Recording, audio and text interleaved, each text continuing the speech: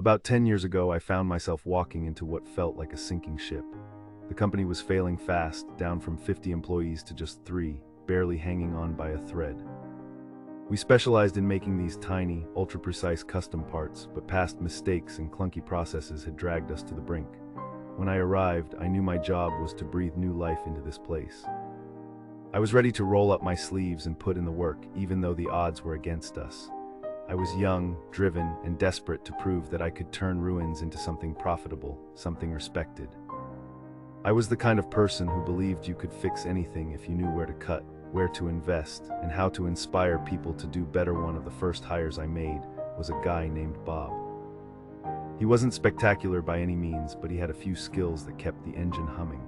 Over 2 tough years, I spearheaded a total overhaul. I slashed out all the unnecessary steps that had gummed up the works, poured money into technology that made us faster and smarter, and slowly built our revenue up to $10 million. We set a solid target to bring in $100,000 of profit per employee to the parent company, and for a long while, we hit it. The company went from barely breathing to thriving. It was exhilarating to see what happened when people actually worked toward a common goal. Bob did his part, kind of. I saw enough cracks in his work and attitude that I had to face facts. We couldn't keep him forever.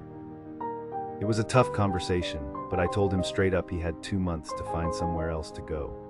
I promised to give him a good review for what he was really good at, but warned there wouldn't be room for excuses or drop-offs in productivity. Surprisingly, he kept his head down and tried. Maybe the low bar helped, but he didn't slip up.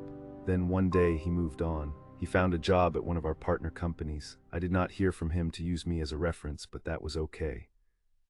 I wished him the best and went on. Years flew by. Then one day I found myself flying out to visit that partner company, who greeted me with a big smile, Bob. Even more surprising was that our contact there, a man named Charlie, seemed more than happy to have him around. We shook hands, exchanged quick catch-ups, and everything seemed normal. But then Charlie said something that stopped me cold. He told me how lucky the company was to have Bob because of all the transformative things he did to get them out of a mess. Things that I knew were actually the results of the restructuring I had done, things Bob had struggled with. Charlie added with a small shrug that he was grateful I had helped a little, but it was clear Bob was the star of their story. I was stunned, angry beneath my calm. I said nothing except, "Well, I am glad Bob found a good fit." After that, I bumped into Bob a few times. His friendliness always felt a little forced, like we were playing parts in some unscripted drama.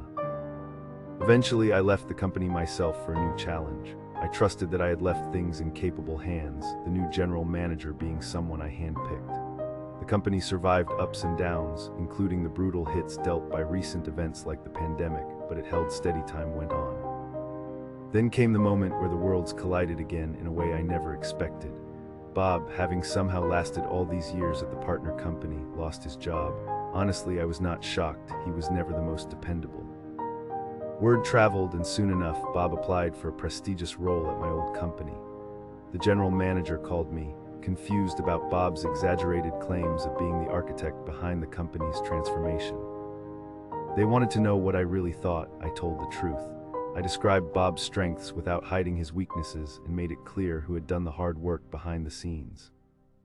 Thanks to that honest conversation, Bob did not get the job. It felt like justice, even if delayed. Karma, with all its twists and turns, had finally caught up with Bob. Sometimes it moves slowly, sometimes uncertainly, but when it strikes, it hits just where it needs to. I moved on, proud of the work I had done and the integrity I held onto, confident that my story was the one that deserved to be told.